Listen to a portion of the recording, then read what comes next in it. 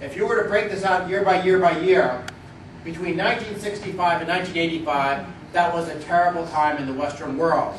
Because if you go back to the 1960s, even though governments had obviously grown over time, they were still, for the most part, under 30% of GDP. And now, of course, governments are much, much bigger. And if you go back to the golden period of economic growth was between 1815 and 1915. And that's when governments were very, very small. How do we get back there? As a matter of fact, I wish Gerald Scully was here, because I don't like his data saying that government should be 23% of GDP. That implies that our friends in Hong Kong should increase the burden of the state. I think some of those estimates that people get are simply a function of bad data. There aren't enough countries with limited governments anymore to conduct the statistical test that you need to get good data on these things. I see Rich nodding his head, so I must be right.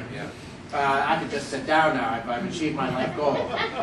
But I do have a few more slides I want to go through, then I will sit down. Here's New Zealand. New Zealand used to have government spending on more than 50% of GDP. They're now down less than 40% of GDP. Now, that's good news. They've shrunk. The bad news is they were over 50% of GDP. So all these slides that I'm about to show you, they're a good news, bad news story. Same thing with Ireland. They used to be more than 50% of GDP. They're under 35% of GDP. And what you see in all these stories is really a combination of two factors that you need to reduce the burden of government.